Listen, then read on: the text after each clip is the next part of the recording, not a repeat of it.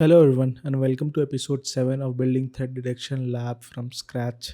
In this episode, we'll be focusing on building more automations and how you can integrate an automation platform into your detection lab. Although most of us would not prefer or not go ahead and integrate an automation platform into a threat detection lab because mostly we are conducting research and doing gap analysis or researching new techniques or novel techniques. But some of you who are interested to simulate or extend this lab into a SOC environment would want to have case management and automation also integrated as part of building new alerts and also triaging them via automations, right? So SOAR plays a really huge role in a professional SOC. So you would want to have those flavors also integrated. But from a threat detection engineering perspective, we do want to have some capability so that we are able to conduct large amount of data analysis and also enrich and work through them. So any platform that helps you pull data from various sources, conduct API calls, research and pull data, all of that is helpful, right? So we'll explore from that perspective. So given that those are the two different types of requirement, I have broken this down into two sections, right? If you can see on the screen, we have automation requirements. First of the requirement says that we require ad hoc capabilities, right? Such as we want to conduct analysis of large amount of data set, probably clean it, parse it, and enrich it from a different data source, all on ad hoc requirement. Or we want to hunt between different data sets stored at different locations, right? We want to merge them, process them, and probably conduct some analytics. Investigation is another good requirement or example, where you could end up having data sets or CSVs coming from different locations, and you want to quickly iterate through them and probably enrich or audit them. So all of these form the ad hoc requirement, and if you have large amount of data here, doing it on Excel or doing it manually is not possible. Hence, you require some coding capabilities and some platform that enables you to quickly explore, dissect, slice and dice data. We'll see how we can do that as well. And the other set of requirement is more towards a structured orchestration. So what you really need is recurring workflows. So they are defined orchestrated workflows that needs to automatically run, right? For example, creation of new cases or new alerts trigger new cases in your case management or new tickets in your ticket management solution. You need response capabilities basis on defined condition. For example, if you have an alert that points to a Russian website where you don't have business, right, you would want to automatically block that in your firewall. So all of that response action could be built here. Or you need a defined workflow execution every time on a schedule or on a trigger, right? All of these form your recurring workflows. You could even go ahead and build chatbots using recurring workflows, right? Say for example, you have a chat application, Slack, Discord, Teams, where you want to call out some webhook that goes back and runs some code for you and gives you output. All of that is possible via recurring workflows. So we have these two different requirements. So largely how they are addressed in the industry is via use of SOARs. SOAR stands for Security Orchestration Automation and Response. Why orchestration? Or we call it orchestration because you are creating a place where you are orchestrating or collecting or integrating your different data sources. It could be firewall, it could be EDR, it could be your MDM solution, all of that integrated in a singular place, right? So you're orchestrating different tools, putting them into harmony. So we call it orchestration. Automation is, right, of course, understandable. We want automated execution of those code or those logics. And response, because these platform also enable you to perform a response action back or on a basis of an alert that you might have received, right? So security orchestration automation and response, collectively called as SOAR, are critical in SOC environments. These help save a lot of alert fatigue in your environment, right? Because you might be getting thousands of alerts, say at a ratio of 3% of false positive, right? So you want to tune them out, or you want to take automated action. You don't want to tune them out because this alert might hold some value later when historically correlating, or probably you're doing a historic investigation, so you don't want to tune them out in your sim, but you still want the alerts to come in, or probably automatically get closed. So SOR could help you here, build workflows, build complex logics, and we will try to set up something like that into our environment today. What we will use is basically a combination of all the three different types of technologies that we could deploy. We could deploy a community based tool, um, that is given to us by an enterprise org such as Tines or Splunk for testing or for playing around. We can use leverage all of that. Tines is a SaaS community tool. So what you will need to have is they are hosted on internet, right? So they you cannot self host them locally. So that is one area where you'll have to think about. If you purchase Tines, they will give you a tunnel to communicate with your internal or on-prem environment, so you can actually pass through data, or basically connect between both of those on-prem and SaaS environment. Splunk SOR is available as both, right? You can deploy it on-prem, you can deploy it on cloud. For community edition, they are available as deployable on-prem, so you can go ahead and deploy it on-prem. Splunk SOR is really amazing. It gives you integration with case management and everything all at once. Then we have some open source or freemium solutions such as N8N and Shuffler. N8N is a solution that gives you some amount of orchestration and automation, also response capabilities, but has limited functionality in terms of variables if you are just opting for the open source or free version. There is Shuffler.io, amazing tool that is again used for automation. We'll see how to set up all of this, and then comes our very favorite Jupyter notebooks, barebone coding environment.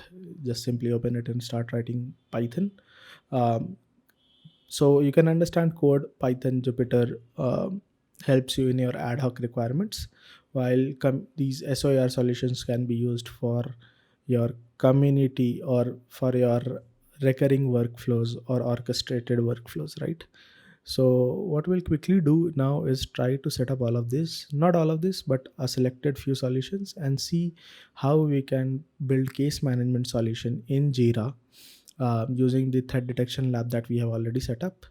And we will integrate JIRA with Elastic using some of these tools, right? So we'll quickly get started. So we'll deep dive into our lab. We have all the three basic virtual machines up and running: firewall, Windows, and logging server. So we'll quickly go to logging server and we'll get started. We will Okay, so what we'll try to do is we'll try to set up N8N, Jupyter, and Tines. We will also do case management capabilities via use of Jira Cloud, which is again um, available for free as a community solution as well. They have a community tier as well. So what we'll do is we'll quickly jump on and realize um, that we need Jira, right? So if you go to Jira, you can set up your own Jira tenant.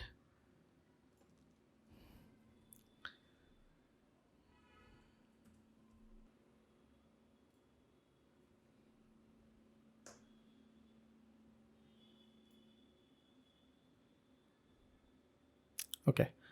If you go to Jira Core, what you get is Jira free for 10 users, unlimited goals project tasks, 100 automations per site per month, 2 GB of storage, community support, reports and dashboard. So it's a really amazing if you are running your own projects, and you are building something where you have less than 10 users. This is really amazing. You can go ahead and sign up. If you sign up, you would actually get um, your own Jira tenant.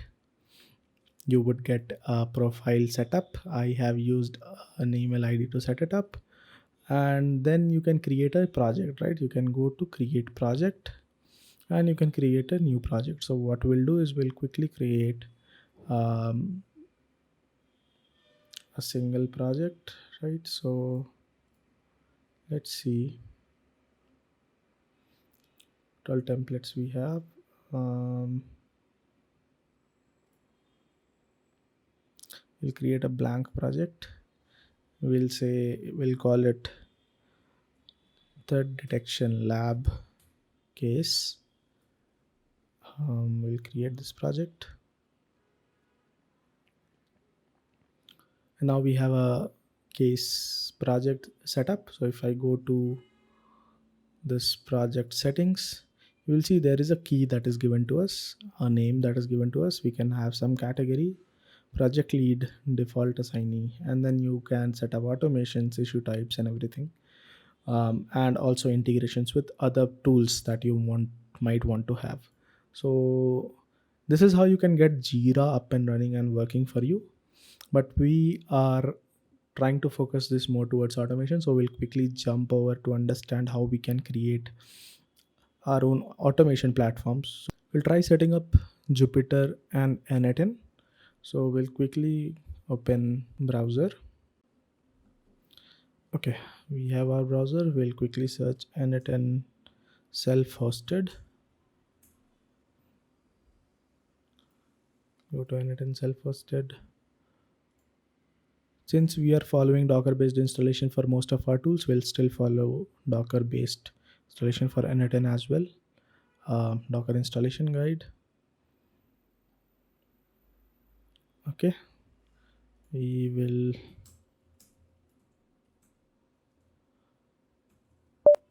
Okay, now we are in our downloads. We'll just create Docker volume.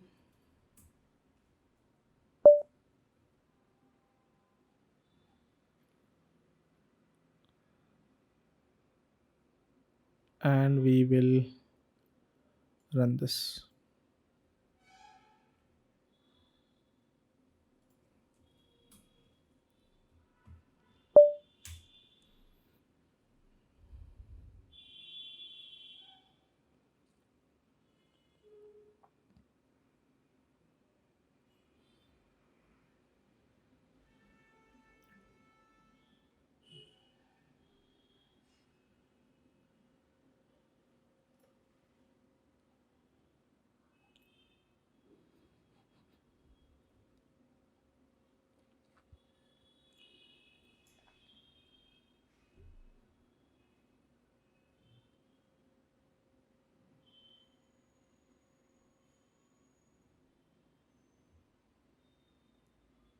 Okay, our N10 should be accessible now at 5678 port number HTTP. So we'll quickly do HTTP 192.168, or let's do localhost 5678. There we go. We have our N10 up and running. So we'll quickly enter an email ID.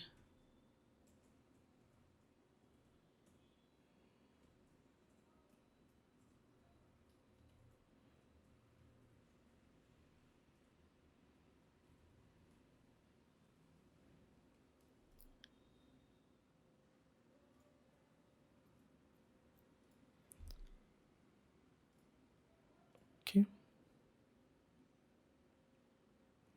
we'll select YouTube. Okay, so this is our orchestration platform. You get templates, you get variables.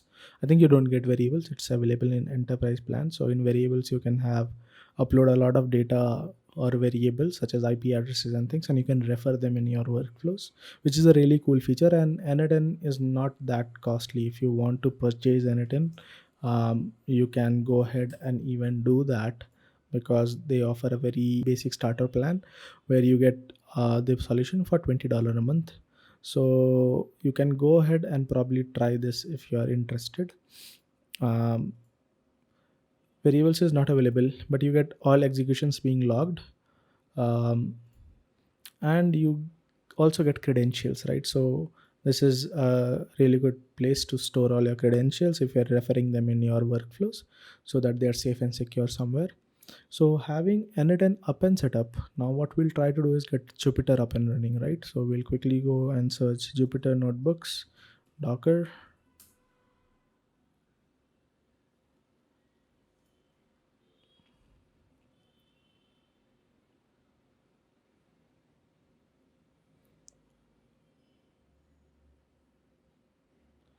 Okay, you can either do it via Anaconda, or you can run a simple Docker container for Jupyter as well. I'll just copy this and stopping n10, if clear ls docker ps, n10 would be removed, right?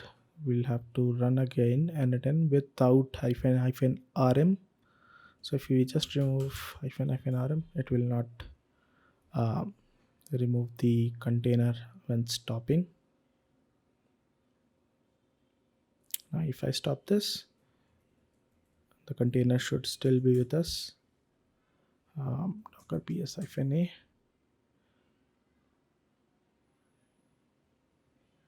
Yes, we have n10 is still with us. So what we can do is docker start n10.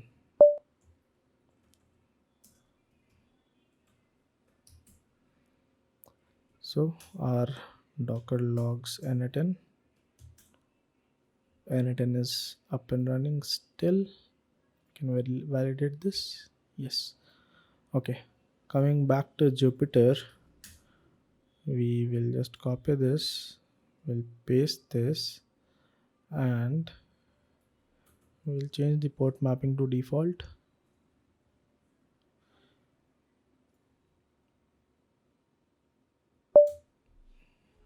It will try to pull the Jupyter Docker image.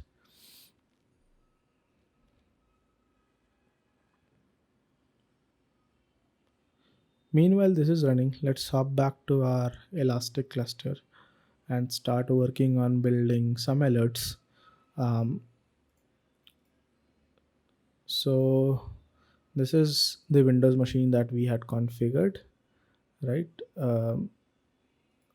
And we will also have access to Elastic from this box, right?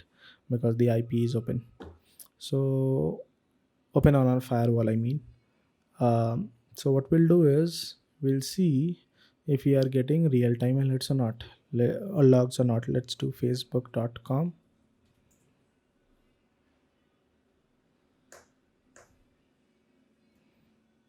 And we will do dns.question.name should be star. That means this field is mandatory. So we have dns.question.name coming. So we have facebook.com being logged, right? So let us set up an alert where we want to alert every time somebody visits facebook.com, right? So we'll go to alerts.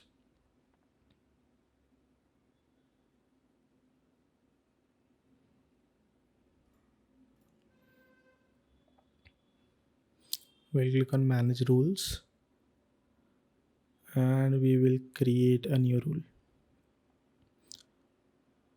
We will say we want to have a custom query on the data view logs hyphen star,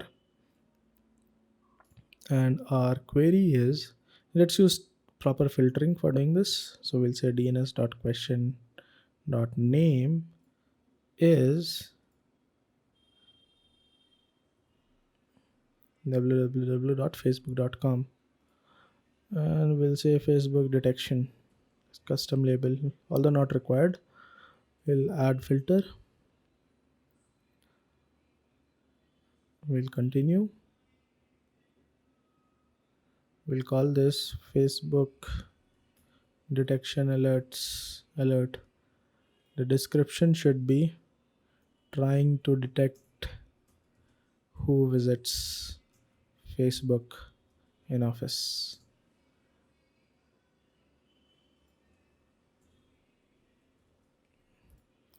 It's a low severity alert, of course.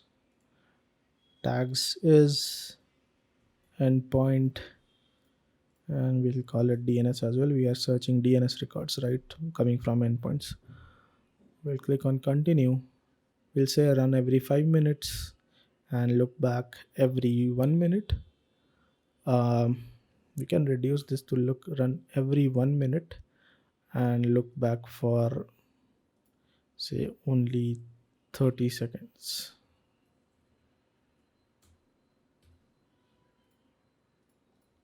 Continue. Now this is the tricky part, right? How do you get your alerts out of Elastic? So this is a real challenge because what you don't get are these integrations that help you pull data, right? These integrations help you send these alerts to different solutions where you can take an action. And most of the time, if you don't have these solutions, you will use a webhook to actually send this data to a given particular destination. You don't want anything to happen, no action, no custom actions defined. We'll create an enable rule. Let's see what it does. Now the rule is ready, and if we go to alerts, there should be no alerts, right? Let us visit facebook.com again and let us refresh. So the rule will run every 1 minute. Let us try to force the rule run.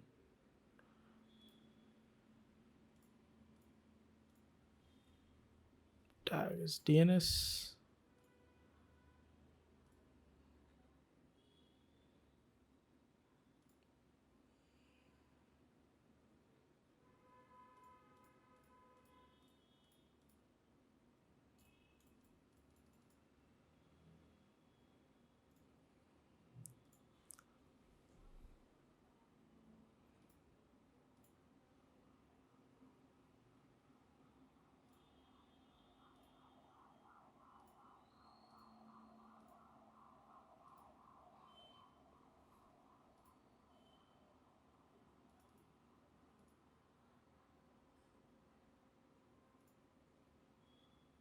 Okay, we have alerts now.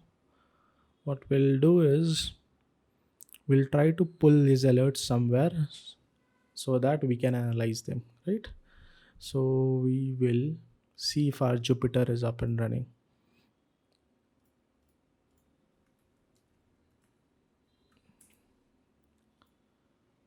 Okay, looks like our Jupyter should be up and running. We'll do 19, we'll do localhost 8888.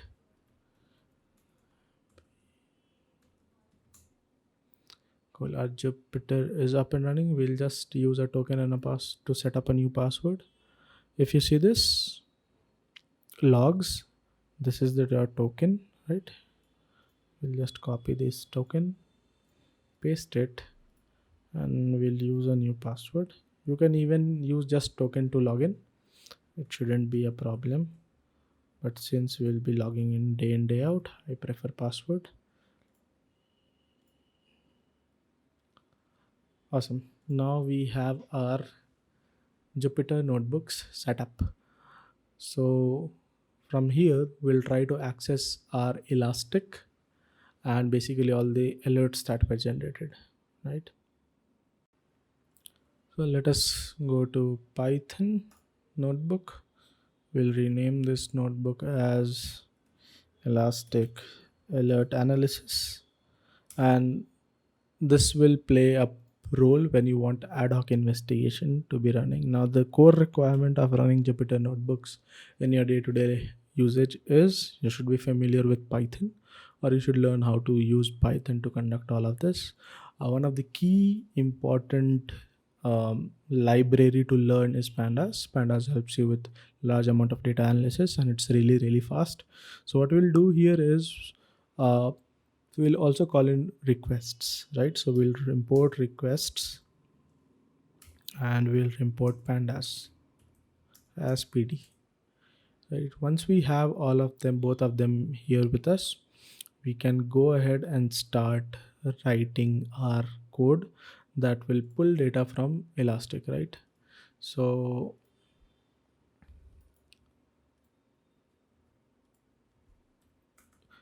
the format of using requests is requests uses requests dot. You have bunch of methods. You can use a function called get or put depending on what kind of request is accepted by the application. We'll use requests dot get. And then what you also need is basically simple authentication mechanism, right? So requests also give you uh, authentication mechanism. So what we'll do is we'll do import requests dot auth from request http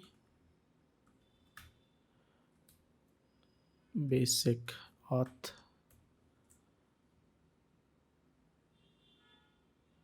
Sorry, my bad. We'll do from auth request, we'll import http basic auth. So now we need to create a request. Now easiest way to create a request is if you have a curl, you can simply convert it into a valid Python request via using sites like curl works. So if you go to this first one, you can convert your curl request into a basic Python requests format, and it will help you. You can just copy paste and run it. If not, the structure of this get requests is basically you will have to provide authentication, which is auth equal to your authentication. You will have to give them parameters, which is params equal to your parameters, and then you have your verification, verify. This is for SSL. It's a boolean, so you can go give true or false. And then you also have URL, right? So if you just click on this method and press shift plus tab, you would get all the required parameters. So you can URL and params is something that they are specifying. We can do URL equal to something.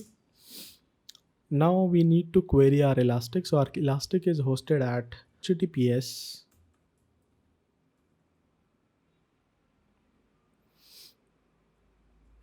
one 192.168.1.17 at 9200. This is our Elasticsearch backend. For authentication, we really want to pass. So what we can do is we can also define variables here, right? So we'll define username equal to Elastic. We'll define our password to be THOR lab. So our auth will become HTTP basic. We can pass auth directly here.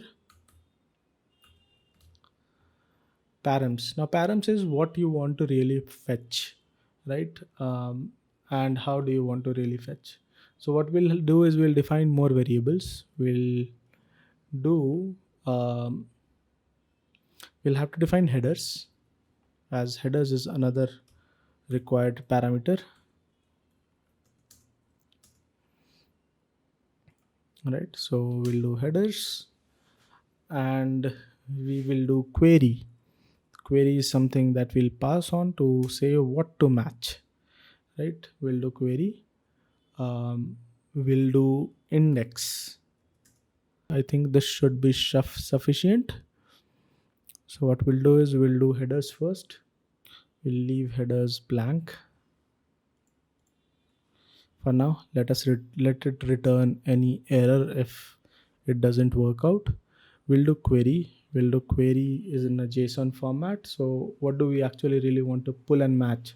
So we say that we want everything where query is match all,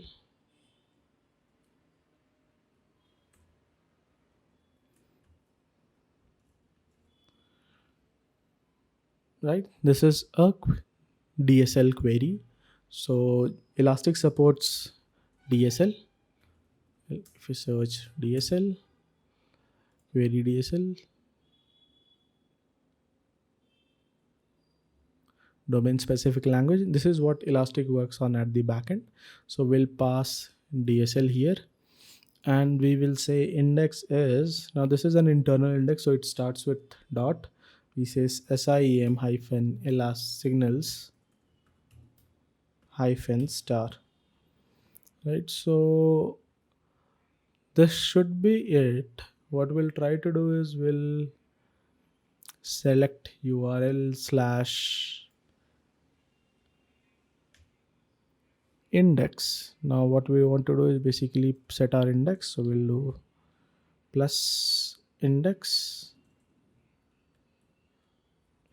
slash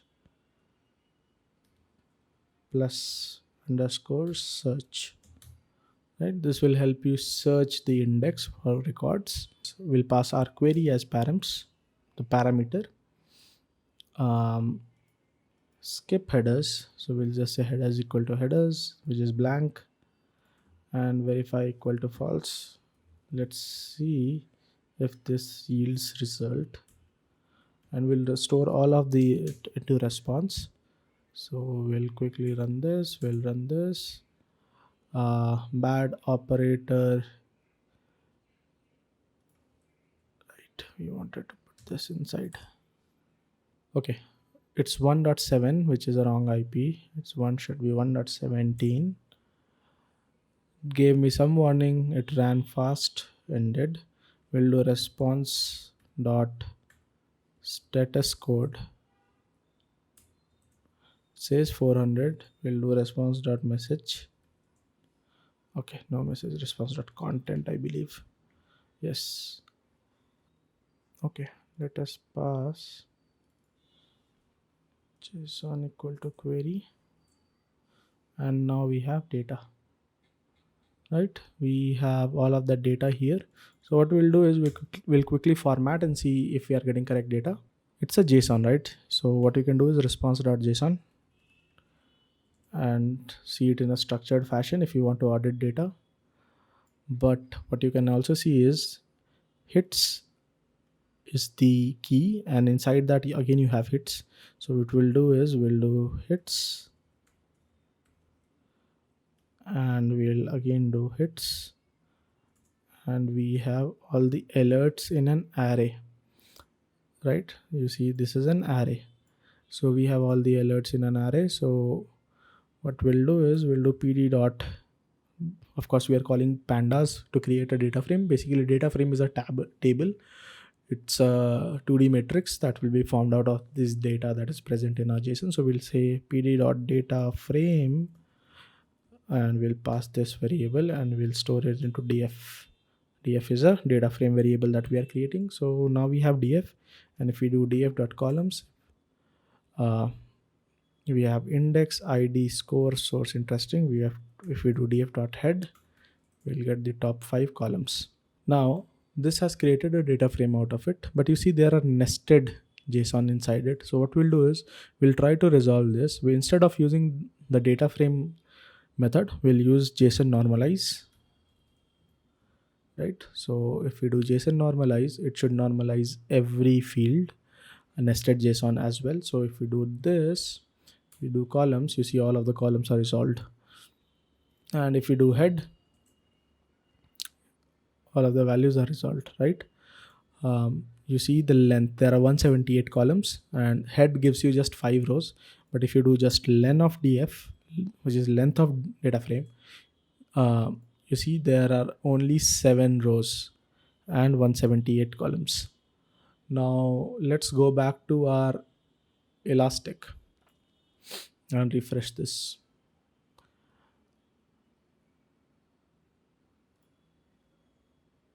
Come back and we will do hits. We will again call requests. Now we have 10, so the number of alerts are increasing, right? And we are getting all of these alerts here. As you can understand, we should also be getting all the details, the description of it, um, and other things, right? There are 178 columns, so let's do df dot ilog 0. It is showing some value, but the values are truncated. As you can see, there are three dots because the values are so large that they are unable to be printed on screen. So we'll pass on some parameters to make it visible. The top, we'll add on a new um, cell and say set options. We want to display max column, put all of these max column, max rows, and max column width as none, none, none, so that all of these rows are properly visible. Now we do iloc, we'll see all of that data coming to us. So this has really resolved our. Now if you do df.columns, there are a lot of columns here. You can do list.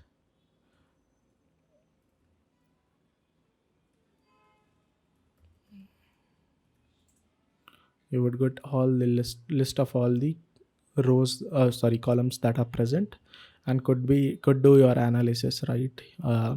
Say if you have source.dns.question.name, this is interesting, right?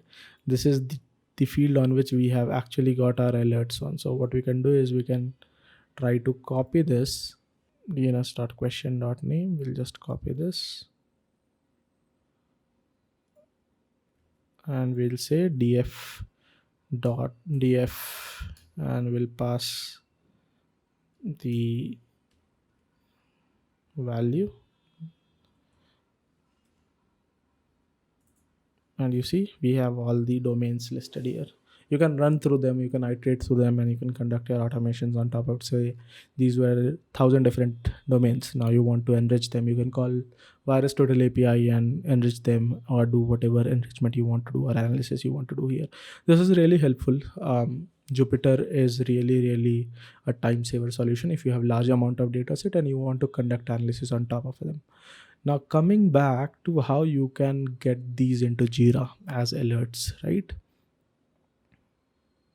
So we'll quickly jump on to n10 and we'll start from scratch, and you want to do the same thing, right? We just pulled all the all the documents from Elastic here from sim signals. We'll do the same thing here.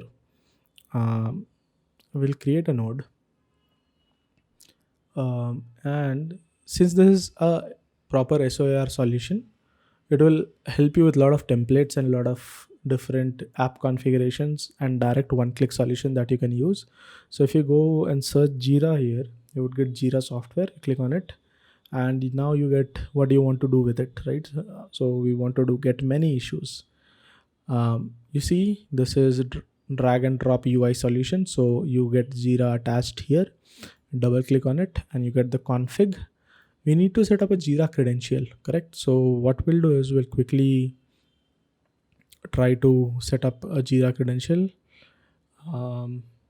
Let me open my browser and open JIRA.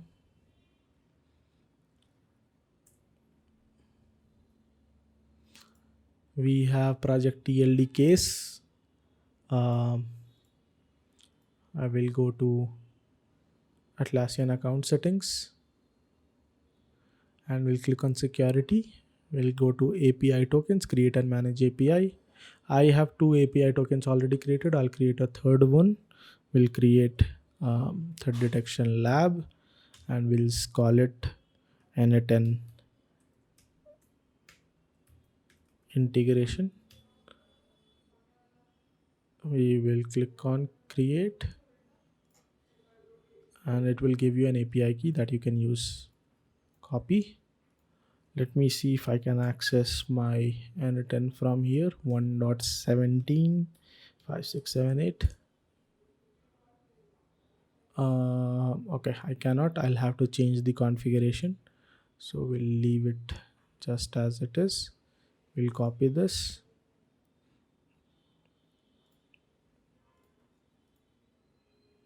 Create credential.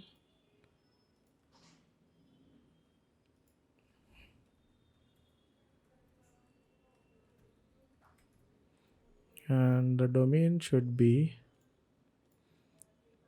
this.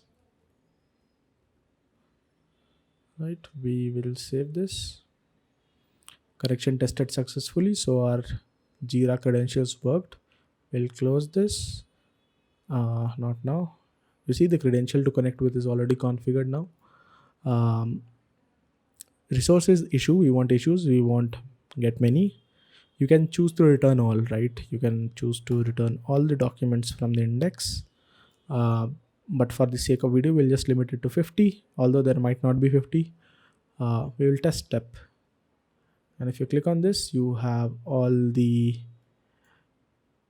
alerts or documents listed here.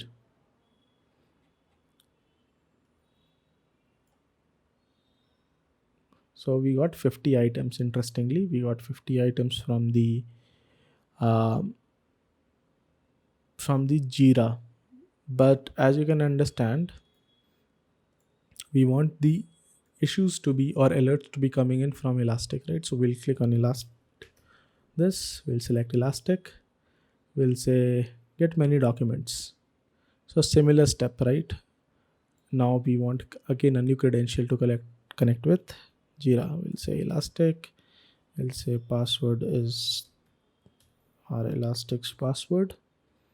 Base URL HTTPS 192.168.1.17 is to 9200. Ignore SSL issues. Save. Tested successfully again. So we will go back. We can delete this connection, delete this as well, and we will connect this. So, and we'll run Elastic. Okay, we want documents, we get many, index ID again, sim signals -star. We will limit it to 50 again, and we'll test step. And we have 15 items that are returned to us. We'll go back. Now for this, each one of those, we want a JIRA ticket to be created, right? So what we'll do is we'll connect this together and we will change this, right? Now we don't want to get issues, we want to put issues. So we'll delete this. We'll click on JIRA.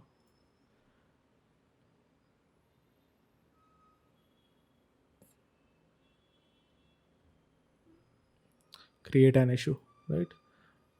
We'll select the credentials that we configured. We'll create the resource. We can create all of this. We'll create an issue. Operation is create from list. So if you click on this, it will pull all the projects that you have already configured. We'll select TLD case. Issue type is task. Summary. Now this is interesting.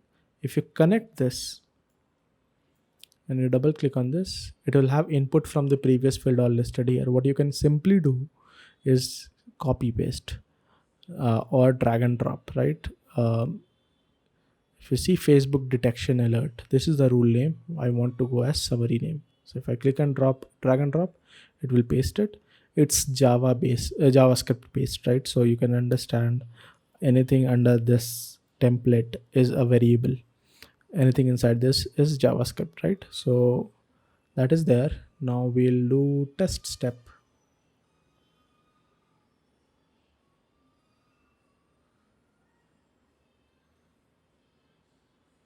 It is executing node.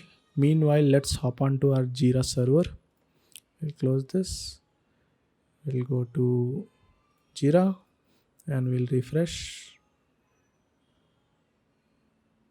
We will go to TLD case, and you see we have all the alerts coming in here. All of those 15 items are now part of alerts. Let's go back to our N10, and you see we have output, right? These were the IDs that were created. Now this is a very simple and fair mechanism to keep on pushing alerts from your Elastic to JIRA.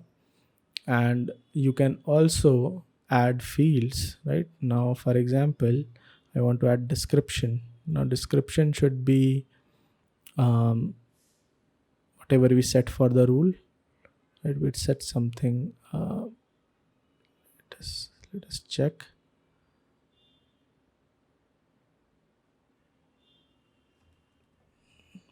This is the description, so we'll pull it as description. We'll click on add field. We can put assignee should be me. I'm the only user there on the tenant, so it will list only my name. Rest all are automated internal names. We will say you can also create custom fields here, right? For example, let's go to our JIRA, click on any alert. You see there are not much information. What I also want is for the DNS names to be coming in, right? DNS. So what we'll do is we'll go to project settings. We'll select issue types, and if you see tasks have these issues, we'll create a new context field that is of short text DNS name, display description DNS that was triggered, that was part of the alert. The actual field is dns.question.name, so let's put dns.question.name. Default text, it's not a required field, not every alert will be of DNS type, right? So we'll just save changes here. Let us add something else. We'll add a number type field and we'll call it priority or severity, right? Sev of alert. Default should be, let's say 10, or let's say nothing. Let's save this. We can also do URL, so we'll call it Elastic alert URL. URL for alert that was triggered. We'll click on save changes again. Now that we have created these three, we will try to go back to our cases, right? Summary board. Now if we go back to our N10 and try to do the same step, we'll test the same step. So it will again take these inputs and try to create this. We should have some error, or we should not have error actually, because those are not mandatory fields. So let's make them mandatory, or let's identify what are the internal field names so that we can configure them. We will go to any of these tickets or issues, put something here, test and numbers, and then try to export XML. Okay, now we have severity. You can see severity. I can see DNS question name. Okay, so let us do configure DNS question name, which is custom field 10041. We'll copy this and we will go to our logging server and we'll add field, custom fields, add custom field, and we'll do by ID. We'll paste the ID. This ID denotes 1041, so this actually should be our dns.question.name. So dns.question.name field, we'll just drag that value here.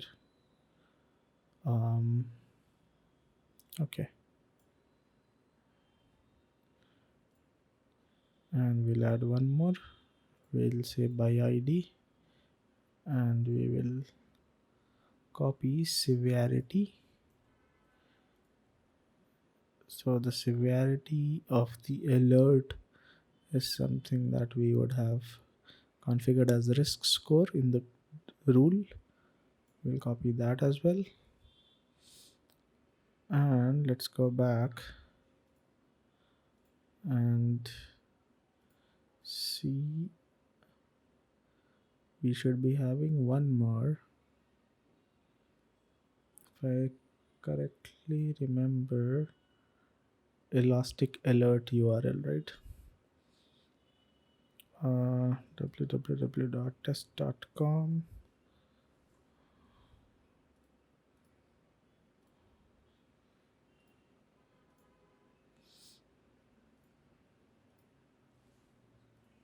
HTTPS.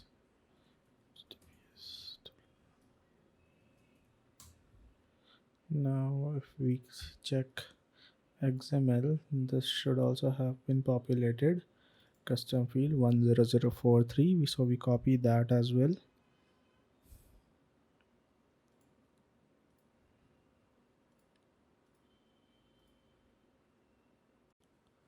And we put the value for the URL, right? Kibana sim app URL is something that we get here. We'll just copy this and we click on test step.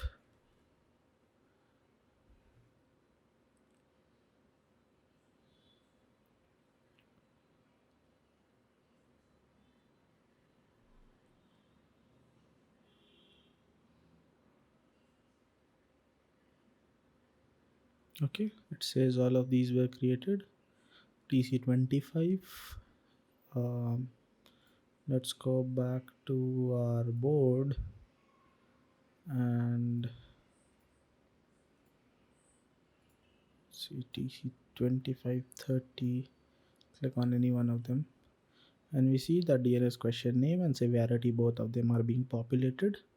Also we have Elastic alert URL, so the data is coming. Now we will just go back and save this. So this small little workflow is helping us take data and save it as cases to JIRA.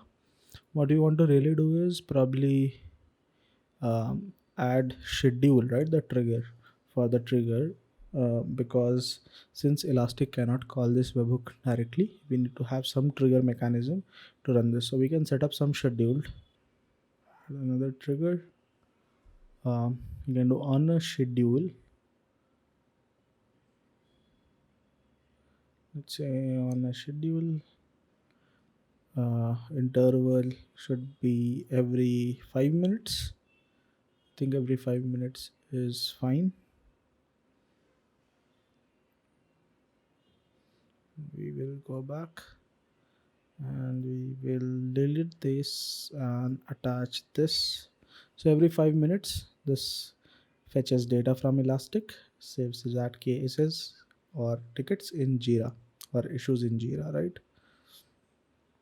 Now the problem of duplication might come or might arise, right? Where again after 5 minutes it pulls the same alerts and saves it as new cases. So we need a mechanism to deduplicate all of this. So what we'll do is we'll also set up an ID field in the alerts so that we know which Elastic document converts to what alert. So we'll just go back and do project settings, issue types, task, and we will add another mandatory field, short text. It's a mandatory field, document ID. document ID of the alert from Elastic, and we will save this. Now this becomes a mandatory field and needs to be set up every time we are forwarding the alerts.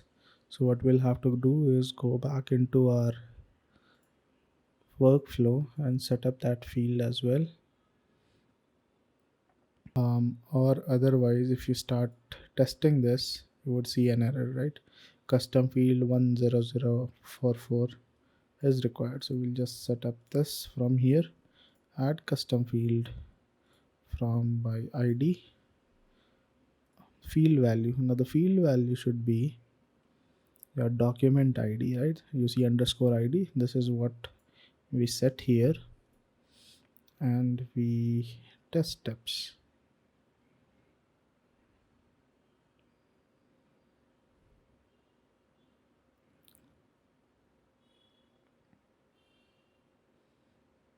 This should create a lot of, actually all of those alerts back again into our board, but we should have the document ID this time. We see we have, yes, new alerts, and we are getting document ID as well. So let's go back. Now we need, it was a success, so we'll go back and save this. Now we need a mechanism to deduplicate based on document IDs. So we will create a new node here that will pull all the alerts. So we will do JIRA get many issues. We'll use the credential issue get many return all, or let's say 50. We'll say JQL, and we will go to issues tab, and we should get a JQL here. It's a generic JQL that selects all the issues from our project, so we will just do that. Also, let's put one more filter and status equal to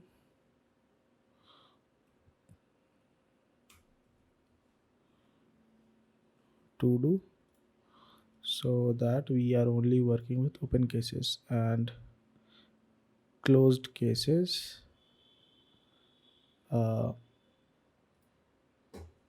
order by, yes, closed cases are not something that we get and we take action on, because they must already be closed by analyst, right? So we will just copy this and we will paste the JQL here, and we will test the step.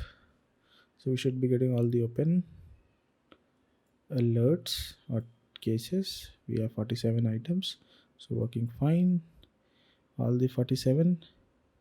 Now there is a node called duplicate, remove duplicates,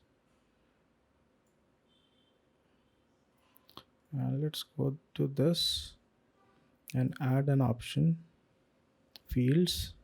Is it, we don't want all fields because we are not working with all of them. What we really want is a field that we developed called Elastic document ID, right? The field was called, if I go back to the node and check 10044, so we should be searching for 10044, the custom field. We'll add this field and we'll test the step again. So this would not pull everything and just pull the key and the custom field, which is something that we require, right? We'll deduplicate basis on this field and we'll take action on basis on this key. So now that we have this, we will add remove duplicates. Remove duplicates work on compare all fields, selected fields, We will copy this and we will test step. So we have only 18 items. So out of those 47, we have only 18 unique items, right? So this outputs all of those 18 unique items. Now here we have all the 18 unique, that, and here we have the total corpus. So this minus this should be what our duplicates are, right? So we'll add one more node to compare data sets, right? So this takes an input A and input B and gives us output such as only in A, same, different, or only in B, right? So this will take input from this and will also take input from this.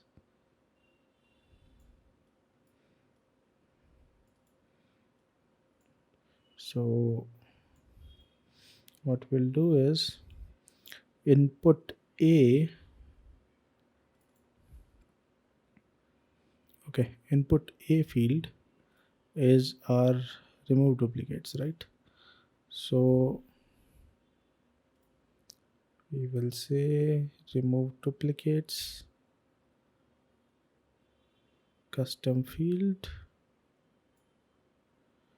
We will compare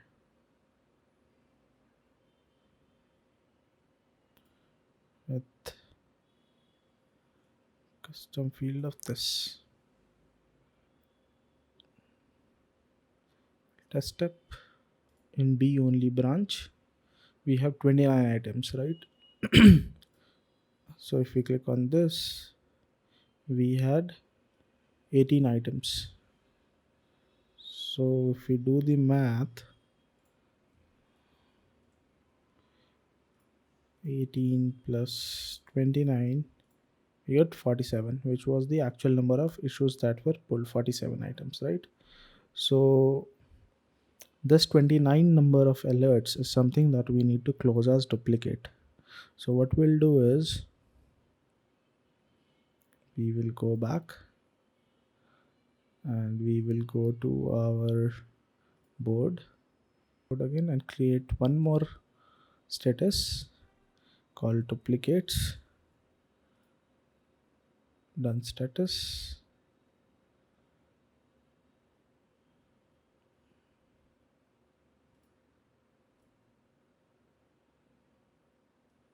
Submit.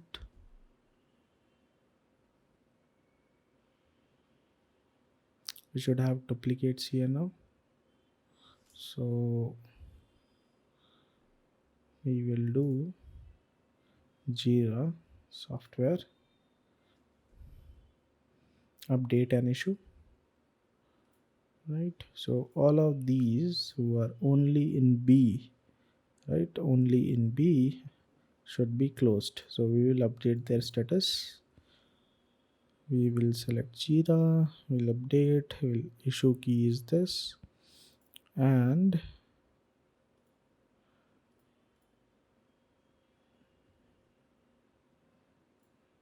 we'll update the field called status to duplicates, right? And we will test step.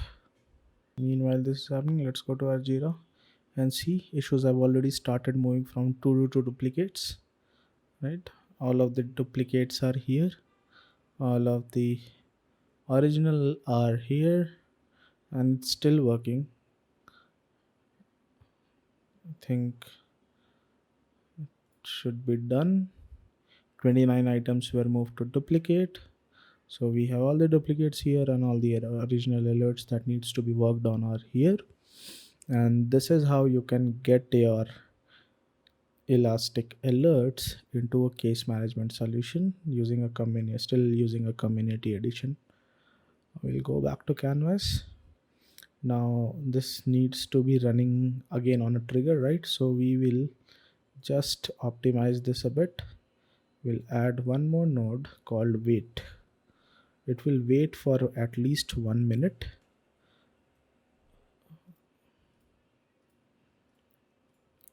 Before running. Now the importance of this is we don't want Meanwhile, this Jira operation is running. It might take a minute to complete. So we don't want this to run parallelly, because this will pull all the issues, and issues are not created until this is completed. So we'll wait for it to complete, and then we will run this. So what we have is basically a complete workflow to get Elastic alerts out into Jira. We'll just rename this to Elastic Jira integration. We'll click on save. Right, so this is how you get this done. Now we have seen N10, we have seen Jupyter. Now the third category is a SaaS based community SOAR solution. So we will go to www.times.com and we'll click on login. You need to sign up basically using your email ID. I already have signed up, so I can simply log in, and you get 3 stories, right? You get 3 stories that are basically 3 workflows that you can publish. If you go to reporting, you see you have 3 published stories, and you can work with up to 12,500 events per day, which is huge for your own research or a single lab environment that you might be working with. So we'll go back and we'll click on your first story, and you can see it's similar to how N10 works. You have a large amount of templates that you can work with. So if I do Jira, again I have a lot of auto configured or pre-configured templates that I can use from, right? And you also get a lot of story libraries that you can use, right? So if you can click on story library here, there are a lot of predefined stories that you can import. Let's say analyze elastic alerts, block IPs. We can click on this, and you see this is a story that will load here. Elastic alert, elastic security webhook, create a case, send alert message to Slack, look up IP in gray noise, malicious, block on GCP firewall, and all of this is configured. You just need to enter your credentials, and you can import this as a story. Select your tenant where you want to import this, and you have a story to work with or a template to start working with. And this is how you can also build a custom playbook using Times. But do realize that this is all on a SaaS platform, and this platform cannot interact with your Elastic on-prem or your SIEM on-prem. So what you need to do is basically create a tunnel. You can get a tunnel if you buy, again, if you buy Times, they offer tunnel as well for additional cost. So this is how are the 3 different ways how you can interact with your SIEM using automation platforms and also code. So we have seen Times, Jupyter, and N10. I'll wrap up this video here itself.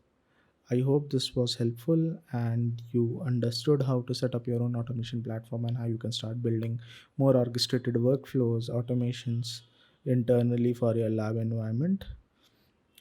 If you have any queries, feel free to comment on this video, and I'll try to answer them then and there. Thank you for watching. Do like, share, and subscribe. I'll try to post more frequently. I was away for a few weeks and hence couldn't post so regularly. So I'll try to be more punctual on this. I hope to see you on the next video. Thank you.